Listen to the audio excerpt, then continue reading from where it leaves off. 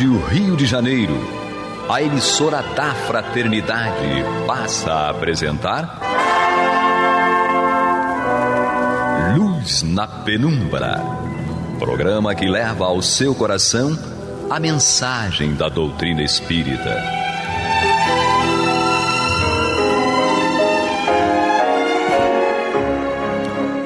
E com vocês, André Afonso Monteiro, para o estudo do livro A Gênese, da obra codificada por Allan Kardec. Olá, amigo ouvinte da Rádio Rio de Janeiro, a emissora da Fraternidade, a rádio que toda a família pode ouvir, programa Luz na Penumbra. Hoje aqui com o estudo do capítulo 11 da obra A Gênese, a Gênese espiritual. Nós começamos já alguns programas a partir do item 42, Doutrina dos Anjos Decaídos. E, amigo ouvinte, internauta, é importante você saber que nós estamos estudando a partir da 4ª edição da obra A Gênese, a tradução da 4ª edição, por que da importância dessa informação? Pois da 4ª para a 5ª publicação que Allan Kardec fez, há uma diferença entre as edições, entre as publicações. Então, como nós estamos nos acompanhando aqui pela 4ª edição, seria interessante que você também fizesse por essa tradução da 4ª edição, para que não criasse confusão aí no estudo, porque há uma diferença inclusive dos números dos itens e dos capítulos.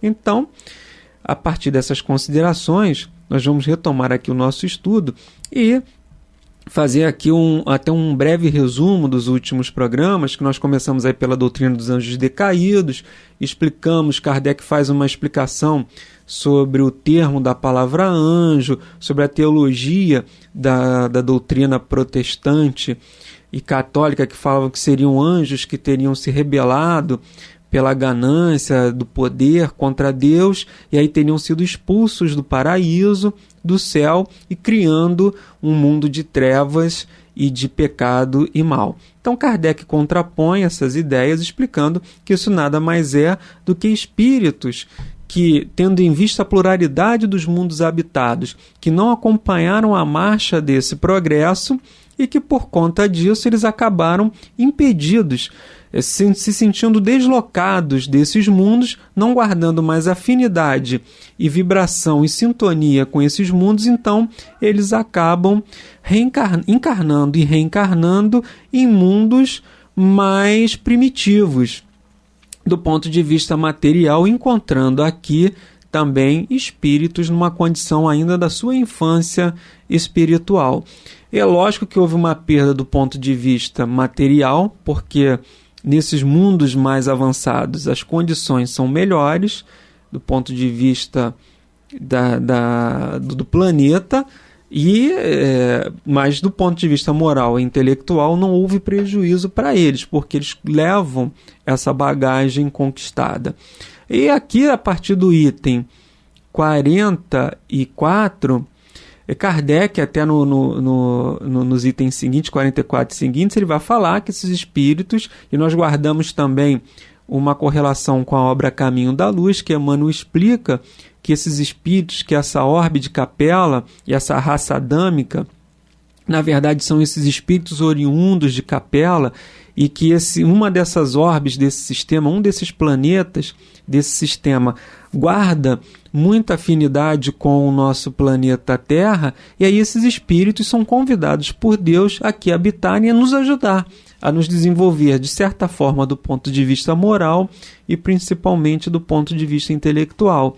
E Kardec diz que Jesus, e Emmanuel também ratifica essa informação, que Jesus é o nosso governador planetário e é ele que vai conduzir não só a nós, mas também a esses espíritos que aqui chegaram nessa retomada do seu progresso moral e intelectual. Então, Kardec vai dizer aqui no item 47, sem a reencarnação, a missão do Cristo, assim como a promessa feita por Deus, seria um contrassenso.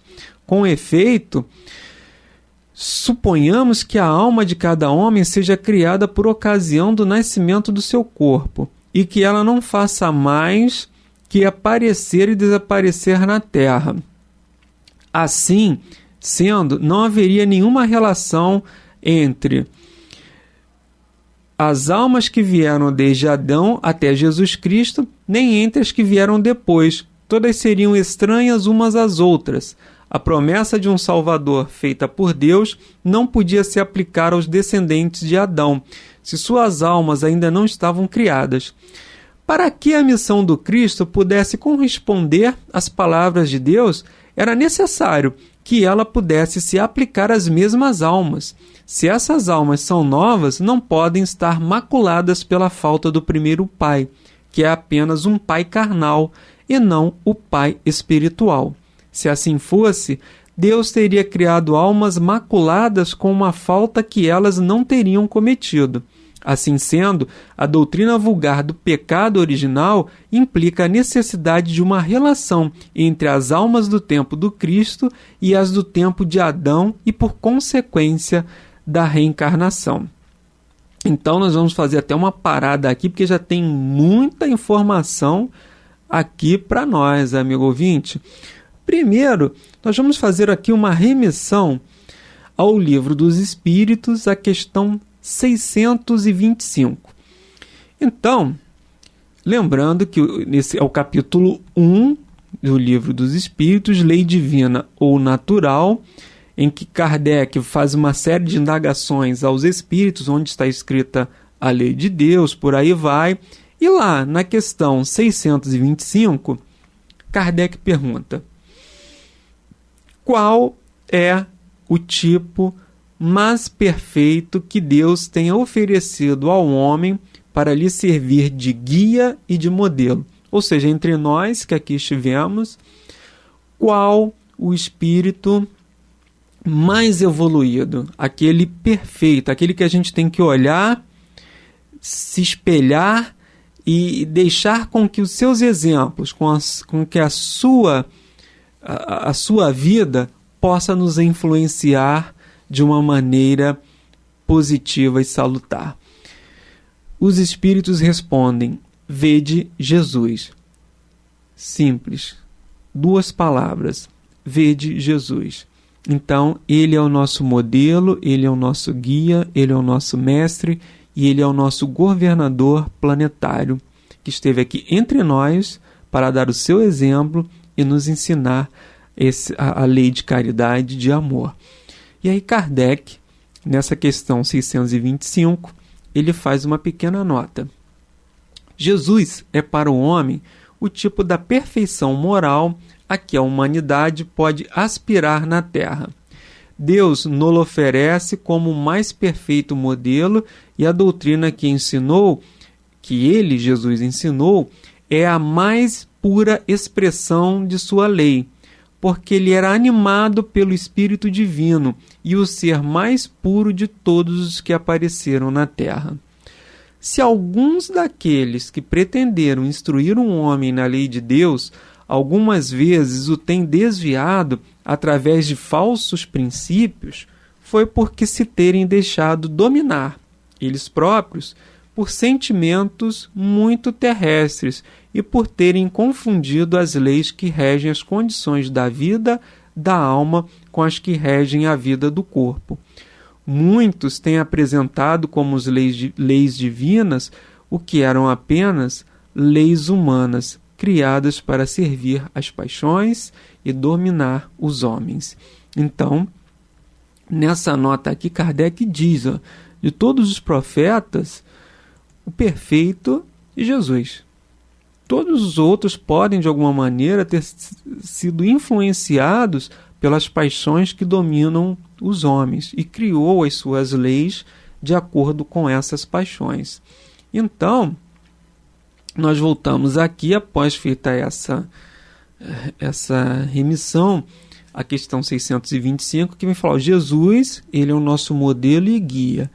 É nele que a gente deve se inspirar para o nosso processo de evolução e para um comportamento de acordo com a lei de Deus. Jesus é a nossa inspiração para sermos uma pessoa melhor. A gente sempre tem que ter isso em mente. Não é que a gente vá ser igual a Jesus, não é que a gente vá imitar Jesus, não é isso. Mas nós vamos deixar os seus ensinamentos e as suas práticas a nos inspirarem a sermos pessoas melhores. Porque Jesus ele ensinou falando de uma forma direta, em algum momento ele falou diretamente o que a gente devia fazer, em alguns momentos ele fala em sentido figurado, os seus ensinamentos em sentido figurado através das parábolas, e falou com seus exemplos. Não falou com os exemplos, mas nos ensinou com os seus exemplos. Ele não falou nem figurado e nem diretamente, ele praticou. Ele foi lá, fez, e os evangelistas retrataram isso através dos evangelhos, e esse ensinamento ficou para nós. Então são 3 formas de ensinamento de Jesus que a gente consegue compreender: a fala direta, a fala em sentido figurado e a sua prática, os seus exemplos. Então, ele vai dizer, né, que Jesus ele tinha uma promessa. Deus prometeu a esses espíritos uma promessa, a missão do Cristo, de que ele seria o Salvador. E aí também uma outra figura que existe do Salvador prometido. Quem era o Salvador prometido? E não aquele guerreiro, não aquele líder de exército, mas sim um Salvador que vai nos resgatar dos nossos erros, que vai nos resgatar das nossas práticas inadequadas, que vai nos resgatar dos nossos vícios, das nossas paixões, que vai nos ensinar a amar, que vai nos ensinar a prática da caridade e que vai nos resgatar dessas trevas que nós estamos, que é a nossa vibração inadequada ainda, que é esse inferno astral que nós vivemos quando a raiva, o rancor, o ódio, a tristeza, a inveja, a vingança, a ganância nos domina. Então o espírito que está, quando a gente fala em trevas, é isso, é esse estado de espírito que ainda está voltado para sentimentos insalubres que dominam ainda a nossa alma, que podem dominar a nossa alma de acordo com a nossa vibração e a nossa sintonia. Então, Jesus é esse Salvador prometido, Jesus é esse Espírito que vai nos conduzir para que a gente vença não o adversário externo, mas sim o adversário interno, que são as nossas mazelas morais. Então, Jesus é o Salvador.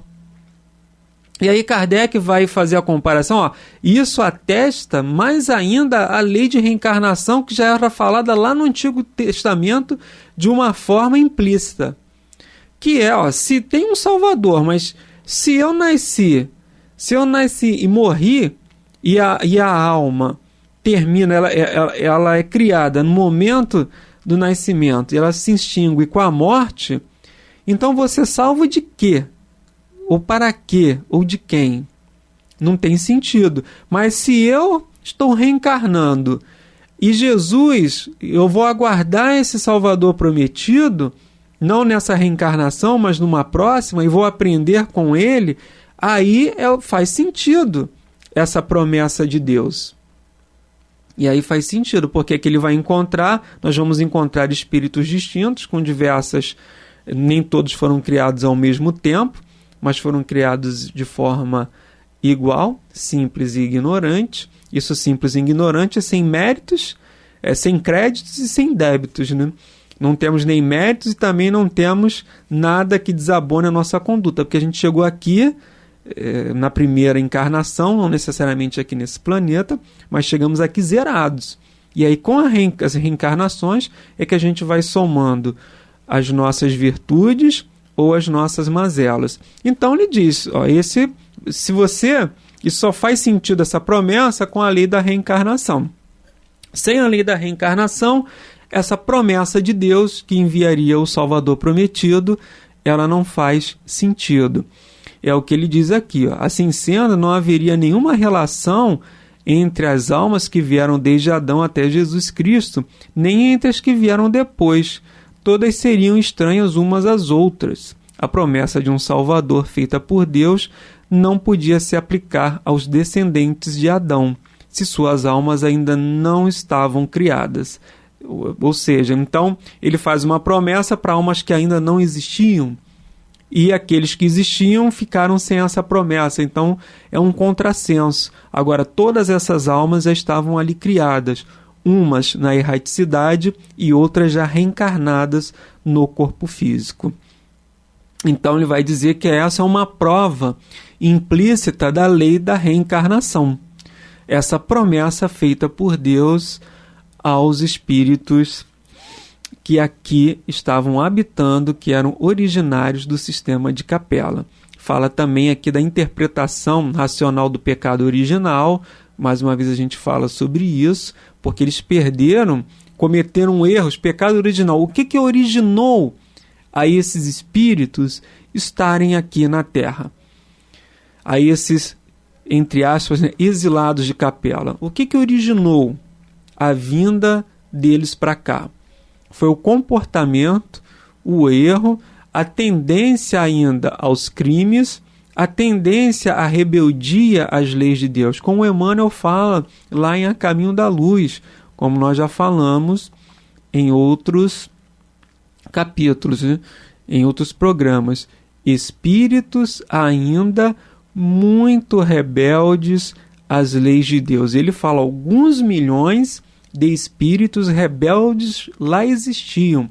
Então, naquele caminho de progresso daquele planeta, existiam espíritos rebeldes às leis de Deus, rebeldes ao progresso. E aí o que acontece com eles? Por conta dessa rebeldia, e cada um, de acordo com o seu grau ou gênero de prática infeliz, eles são destinados a reencarnar aqui na Terra. Então é esse pecado, esse sentido de pecado original. O pecado original é a rebeldia às leis de Deus lá no sistema de Capela. E por conta dessa rebeldia, leia-se pecado, eles são obrigados a encarnar aqui no planeta Terra e ajudar a humanidade da Terra a se desenvolver do ponto de vista moral e intelectual. Então, esse é o sentido, como Kardec coloca aqui, a interpretação racional do pecado original, próprio de cada indivíduo, próprio de cada um deles. E nada a ver com aquela história de Adão, da maçã, da serpente, não é isso. Aquilo é uma simbologia para explicar que eles se deixaram influenciar pelas práticas infelizes e aí acabaram cometendo os equívocos em relação à lei divina e por conta disso perdem esse paraíso.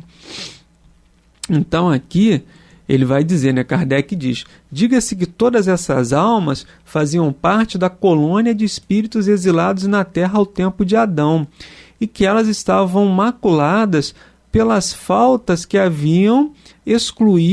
haviam excluído de um mundo melhor, e ter-se-á a única interpretação racional do pecado original, pecado próprio a cada indivíduo, e não o resultado da responsabilidade da falta de um ou outro a quem jamais conheceu.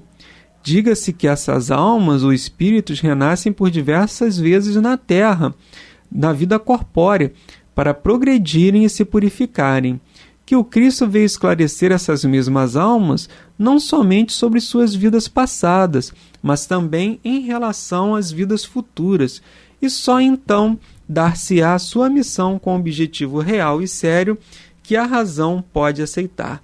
Então, a teologia também nos ensina que Adão e Eva teriam cometido pecado, e aí todos os seus descendentes responderiam, e nós responderíamos, então seríamos os responsáveis, os efeitos desse pecado recairiam sobre nós.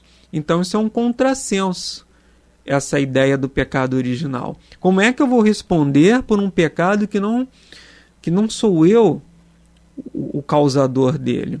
Até a própria lei humana ela já diz isso, ninguém pode ser responsabilizado, a lei penal brasileira de todos do nosso planeta, salvo alguma exceção que eu não conheço, mas a lei penal ela vai dizer que você só pode ser responsabilizado, e também a responsabilidade civil, tanto a responsabilidade civil como a penal, ela diz que você só vai se responsabilizar por isso se foi você que foi o causador, se de alguma maneira você esteve envolvido naquele fato. Se você de alguma maneira ajudou por omissão, ou por uma ação, ou por culpa, se você contribuiu para aquele evento danoso.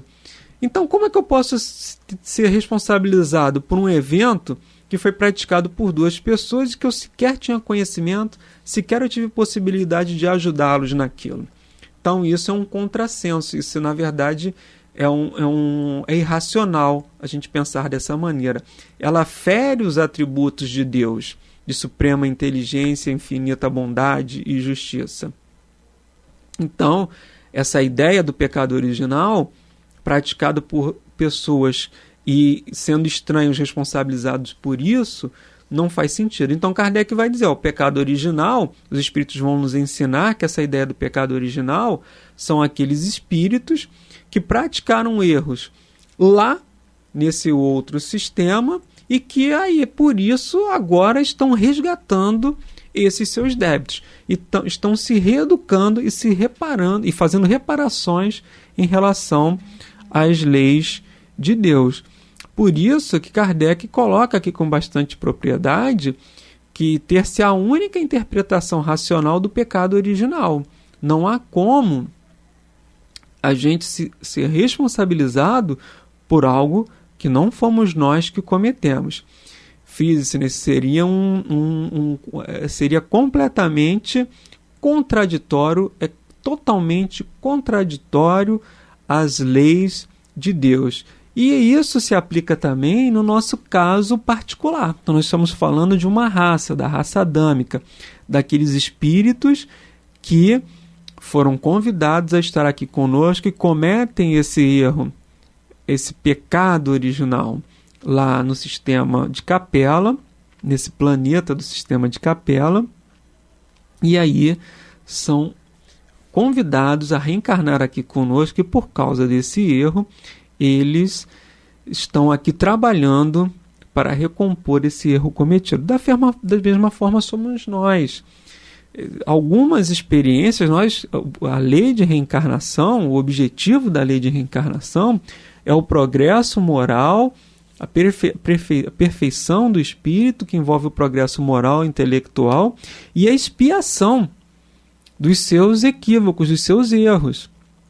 Então a expiação significa todo esse processo de arrependimento, de reparação e de compensação. Né? O espírito tem um remorso, ele tem um arrependimento e depois tem a reparação. Via de regra a gente passa por esses detalhes, por esses 3 itens, como está lá no livro Céu e Inferno. Então isso se dá de uma maneira coletiva e também de uma maneira individual. E isso a gente vai começar. Muitas vezes a gente não entende porque certas coisas acontecem na nossa vida. Será que eu estou passando por uma prova ou por uma expiação? A prova é o desenvolvimento. Nem toda prova é uma expiação. Mas às vezes a expiação pode ser também uma prova. Nem toda prova, às vezes a prova é você estar sendo provado, testado num determinado evento, para ver se você está apto. Você às vezes vai passar por uma prova de humildade. Isso não quer dizer que você esteja expiando, mas a expiação também serve como uma prova para ver se você não vai continuar a cometer esses erros. Então, às vezes acontecem algumas coisas em nossas vidas que a gente acha que é algum fator externo, que a gente não deveria estar passando por aquilo. É uma expiação, é uma experiência, é um sacrifício, mas a gente tem que entender que nada acontece nas nossas vidas sem que seja para o nosso aperfeiçoamento moral e intelectual. Amigos ouvintes, nós encerramos o programa de hoje, desejando a todos muita paz em seus corações e até a próxima semana, se Deus quiser. Deus quiser.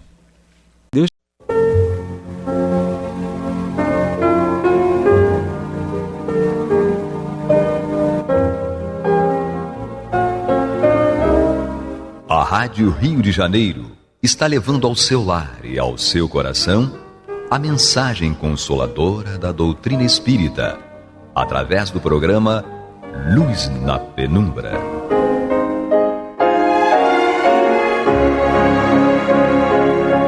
E agora com vocês, Nádia do Couto Vale, para comentar o céu e o inferno ou a justiça divina segundo o Espiritismo, da obra codificada por Allan Kardec. Amados ouvintes, paz e luz às nossas mentes e corações, hoje e sempre. Continuamos o estudo desta obra, aqui pela Rádio Rio de Janeiro, e temos hoje conosco, para nossa alegria, na continuidade deste estudo, o nosso querido irmão, amigo, companheiro, Guilherme Luz, engenheiro, segundo secretário do Grupo Espírita André Luiz, aqui na cidade do Rio de Janeiro, junto da Praça da Bandeira. Guilherme, muito obrigada, querido, por estar aqui conosco. Obrigado a você, Nádia. Então, nós continuamos porque estamos no capítulo 8º da primeira parte, em que o nosso querido codificador Allan Kardec estuda a concepção do que sejam os anjos.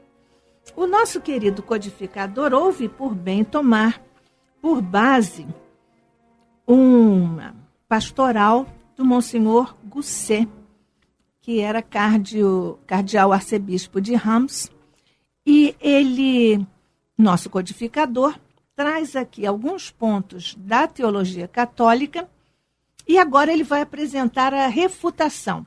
Ao longo desse estudo, porque nós estudamos no capítulo 8º, algumas ponderações que fizemos sobre alguns pontos teológicos católicos.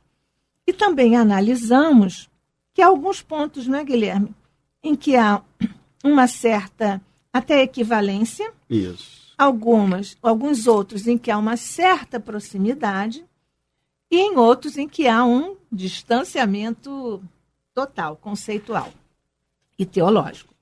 Mas agora a palavra agora continua sendo do nosso codificador, mas agora sobre a doutrina espírita. Refutação. O princípio geral resultante dessa doutrina é que os anjos são seres puramente espirituais, anteriores e superiores à humanidade. Criaturas privilegiadas e votadas à felicidade suprema e eterna desde a sua formação, dotadas por sua natureza de todas as virtudes e conhecimentos, nada tendo feito, aliás, para adquiri-los. Estão, por assim dizer, no primeiro plano da criação, contrastando com o último, onde a vida é puramente material, e entre os dois, medianamente, existe a humanidade, isto é, as almas, seres inferiores aos anjos e ligados a corpos materiais. Fez um resumo aqui. Fez uma síntese, né? Uma síntese do que foi abordado nos tópicos anteriores, né? E o que a gente observa aqui é isso, é que realmente são seres, na concepção católica, especiais, criados com a função, né, de adorar o Criador, reverenciá-lo e intermediar a alma humana com ele, não é isso? Pois é. Porta-vozes, né? Porta-vozes. Porta-vozes dos homens, né? Mas de tal sistema, diz o codificador, várias dificuldades capitais. Quais são? Em primeiro lugar, que vida é essa puramente material? Será a da matéria bruta? Mas a matéria bruta é inanimada e não tem vida por si mesma. Acaso referir-se-á aos animais e às plantas? Então aqui está um ponto, né, que eles não tinham se referido ainda e que dentro da visão doutrinária, com a própria corroboração do Darwin, né, naquela época, nos trouxe a ideia de que o princípio inteligente ele faz a sua evolução, ou seja, a planta e os animais não são matéria pura, né? Tem um princípio inteligente em evolução. Você veja que coisa preciosa é a cabeça do codificador, né, do Rivaio Kardec. Que coisa especial. Você vê que ele aqui faz um escrutínio intelectual disso que está posto assim em termos tão genéricos que parecem verdade, né? Mas aqui subjazem questões tão importantes que o codificador vai lá pensar para trazer a nossa consideração. E qual é esse suposto, Guilherme? Continua o Kardec. Neste suposto seria uma quarta ordem na criação, pois que não se pode negar que no animal inteligente há algo de mais que numa planta, e nessa que numa simples pedra. Quanto à alma humana, que estabelece a transição, essa fica diretamente unida a um corpo, matéria bruta, aliás, porque sem alma o corpo tem tanta vida como qualquer bloco de pedra. Você veja que considerações especiais, que clareza, e como é que ele refuta mesmo, com essas linhas argumentativas preciosas, o que está lá numa pastoral de um cardeal arcebispo, né? Porque eles lá tentaram estabelecer a alma humana como intermediando dois domínios, o domínio material e o domínio espiritual. A alma humana estaria nesse meio, mas eles esqueceram, né, de falar dos animais e das plantas.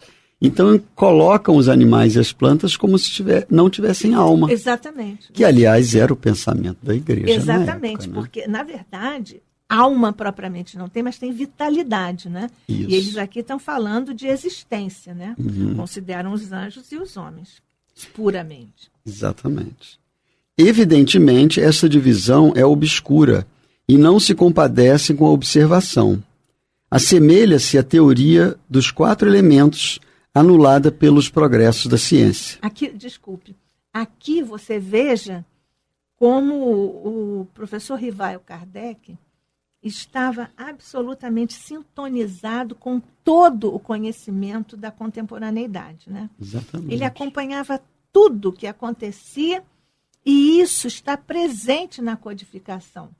Né? Porque aqui, quem é que vai dizer que essa teoria dos 4 elementos não está vencida? Estava já vencida na época. Já estava vencida, né?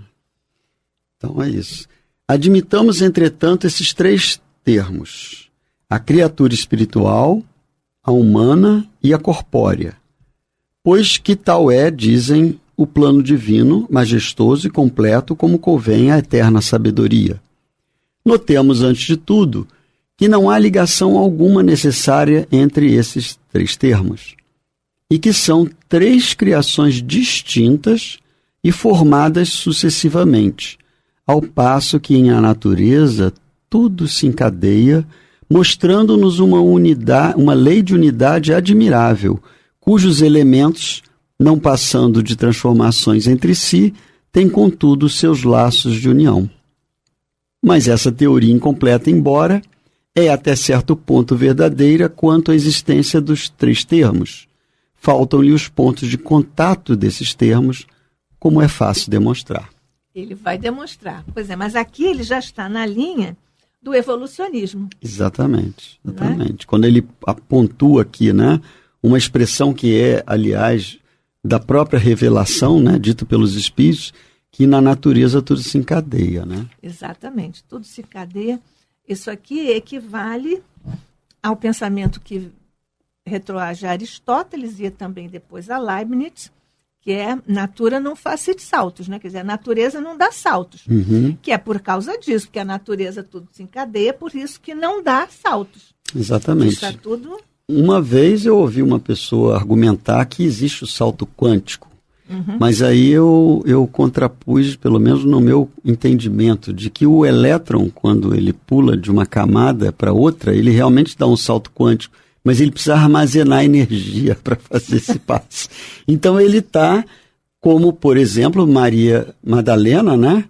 Ela antes de fazer a grande transformação, ela já havia, né, armazenado dentro de si uma aspiração profunda para um amor maior, como a Amélia Rodrigues Pois ela nos estava fala. tão pronta, né? É. Que bom que você citou a Amélia Rodrigues, né? Então aqui ele continua, né, Kardec? Diz a Igreja que esses 3 pontos culminantes da criação são necessários à harmonia do conjunto.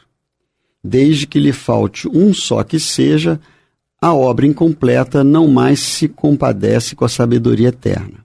Entretanto, um dos dogmas fundamentais diz que a terra, os animais, as plantas, o sol e as estrelas e até a luz foram criados do nada há 6.000 anos.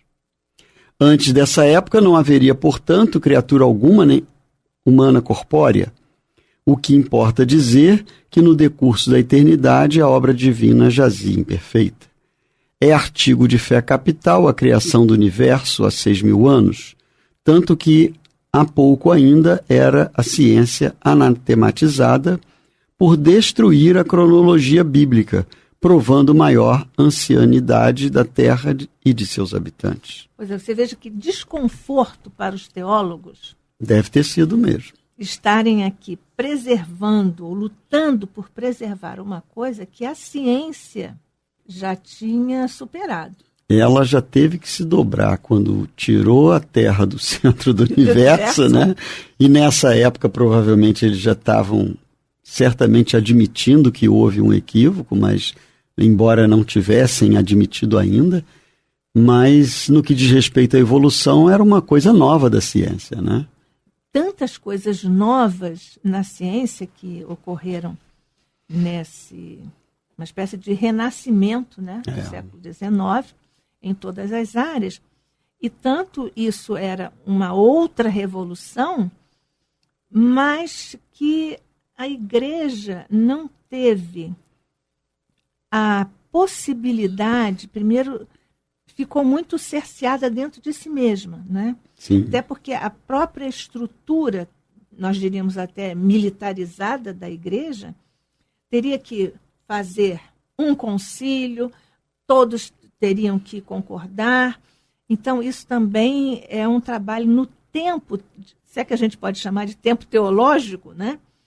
É um tempo teológico que a Igreja ainda hoje luta por vencer, apesar de grandes avanços nos nossos irmãos católicos, que têm o grande mérito de continuarem na espiritualidade, preservando os valores do Evangelho de Jesus, com apenas algumas situações conceituais que, no entendimento diverso que nós temos na doutrina espírita, mas o importante é que nós temos Deus, Jesus, os bons espíritos em ponto comum e a prática do amor, né? Exatamente. Você está ouvindo o programa Luz na Penumbra, com estudo do céu e o inferno, ou a justiça divina segundo o Espiritismo, da obra codificada por Allan Kardec, na apresentação de Nádia do Couto Vale.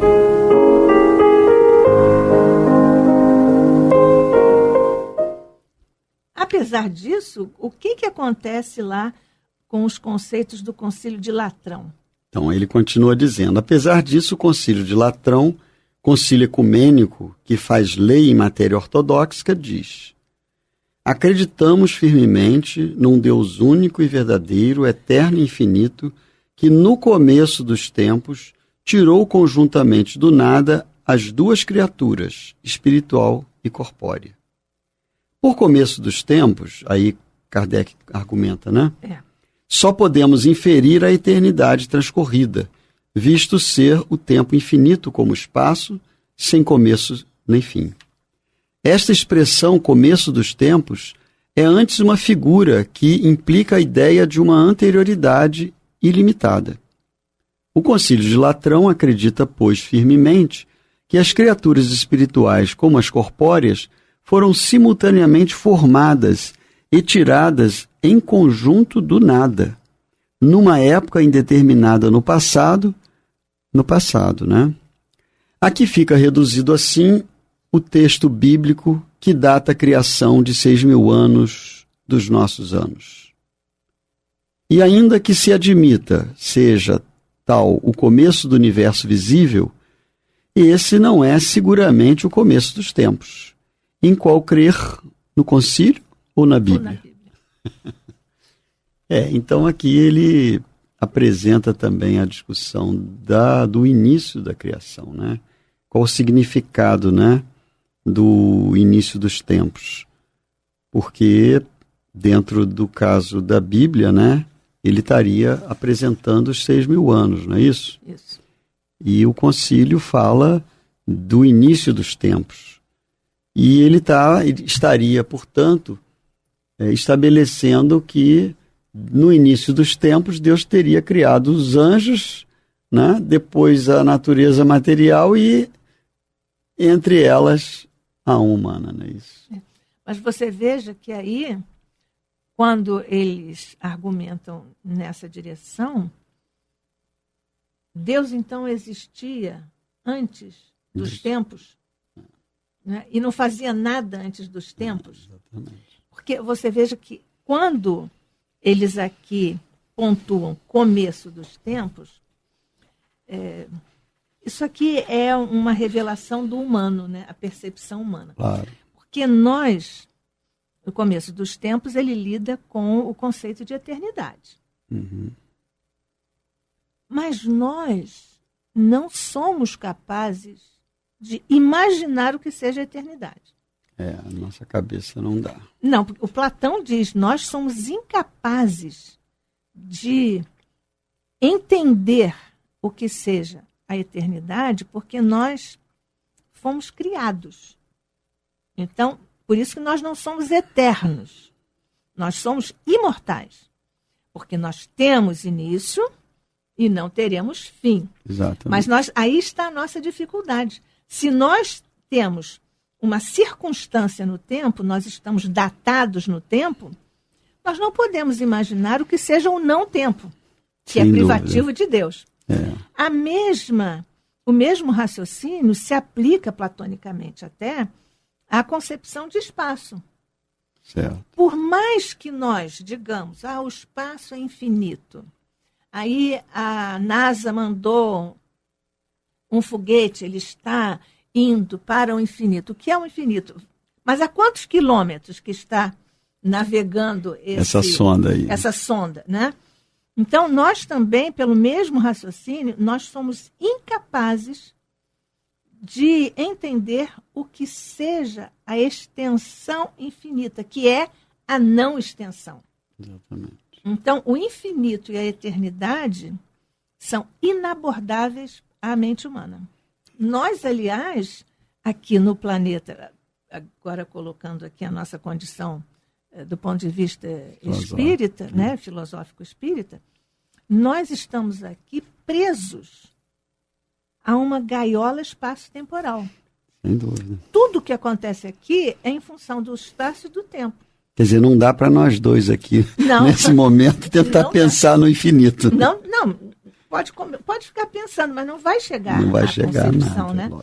É real. Porque, na verdade, desde Aristóteles também, que o tempo e o espaço estão quase que gemelados, né? Estão amalgamados, né? Até hoje uma pessoa diz assim, ele mora muito longe. Você pergunta, quanto tempo leva para chegar lá? Então, sim. Quando você diz foi muito longe, é espaço, quanto tempo chegar lá é tempo. Porque nós não conseguimos sair da nossa gaiola, que eu chamo gaiola espaço-temporal. Exatamente. Que é o que está posto aqui, né? Exatamente. Aí Kardec continua. O concílio formula, além disso, uma estranha proposição. Nossa alma, diz, igualmente espiritual, é associada ao corpo de maneira a não formar com ele mais que uma pessoa, e tal é essencialmente o seu destino. Ora, se o destino essencial da alma é estar unida ao corpo, esta união constitui o estado normal, o desígnio, o fim, por isso que é o seu destino. Entretanto, a alma é imortal, e o corpo não. A união daquela com este só se realiza uma vez, segundo a Igreja. E ainda que durasse um século, nada seria em relação à eternidade. E sendo apenas de algumas horas para muitos, que utilidade teria para a alma união tão efêmera? Mas que se prolongue essa união tanto quanto se pode prolongar uma existência terrena, e ainda assim poder-se-á afirmar que o seu destino é estar essencialmente integrada? Não. Essa união mais não é, na realidade, do que um incidente, um estádio da alma, nunca o seu estado essencial. Realmente, aqui ele mostra que existe uma inconsistência lógica, né? Na colocação, porque se dentro da própria teoria eles consideram que a alma sobrevive, e esses, além de Deus, é um postulado de todas as religiões, né? Entendo eu, sim, que não existe nenhuma religião que não acredite em Deus e na sobrevivência da alma, né? Necessariamente tem que ser espiritualista. Exatamente. Né? E aqui ele apresenta uma contradição nessa afirmativa quando diz que a alma vai estar essencialmente presa à matéria. Pois é, você veja que qual é a confusão que está subjacente aqui a essa, digamos, afirmação, né? É que eles misturam, ou esse raciocínio mistura, coisas de natureza diferente. Uhum. Né? O espírito, ou a instância espiritual do ser, e a instância material, do nosso ponto de vista espírita, como encarnados. Certo. Mas para essa linha teológica, essa união não se desfaz. Certo. Então, o destino dessa criatura é de jamais ser anjo, porque jamais deixará de estar unido à matéria, e ainda a outra incoerência que você bem assinala, porque a matéria, ela se decompõe, né? Ela se degrada, né? Ela se corrompe, né? Na linguagem do Platão. E o espírito, por natureza, por definição, não. Então, existe aqui uma incoerência de base, é até um raciocínio viciado na fonte do ponto de vista filosófico, né? Porque a natureza dos dois elementos é diferente, portanto, não podem ficar permanentemente juntos. Coisa que a doutrina espírita resolve com o liame perispiritual. Sem dúvida nenhuma. Né? Que espetáculo, né? A nossa doutrina. Exatamente. Ela consegue resolver. Exatamente. Ela apresentar a solução. Porque, digamos assim, na essência, o pensamento original daqui, ele não estaria correto se ele não se prendesse a essa ideia de que a alma é um ser que está preso à natureza corporal e espiritual. Quer dizer, se ele deixasse, né, que a alma seguisse seu curso, é bem verdade que a doutrina nos mostra que, em desencarnando, o espírito continua preso à matéria. Só que numa outra condição material, né? É porque os vínculos são mais sutis, né? São mais sutis. E há expectativa de que essa união se consubstancie novamente com a reencarnação. Exatamente. Né? Que é uma outra questão que resolve uma série de outras armadilhas que a própria teologia católica armou para si mesma. Sim, não conseguindo explicar de outra forma, cria subterfúgios, né? Exatamente, exatamente. Então, é nesse ponto de vista, sobretudo da reencarnação, que se distanciam a teologia católica e a teologia espírita.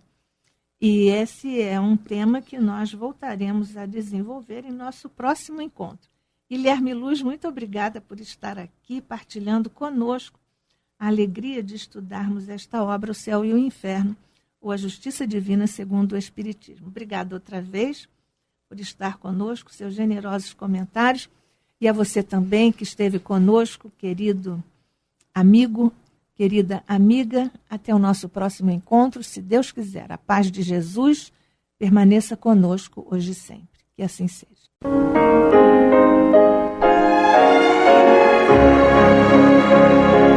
E vamos ouvir agora a prece de encerramento de nosso programa, na voz de Geraldo de Aquino.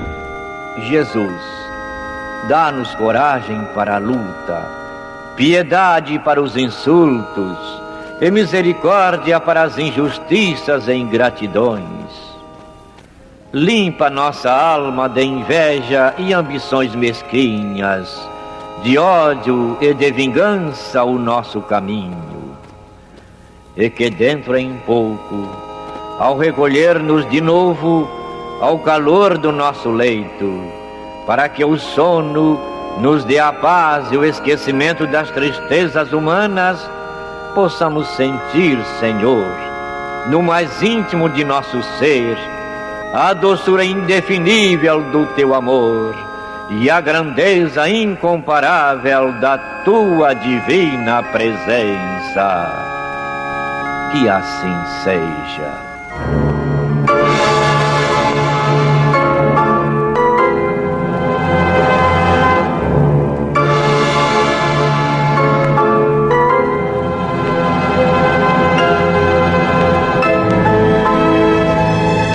Acabamos de apresentar o programa Luz na Penumbra, que voltará a ser apresentado amanhã às 21 horas nesta emissora.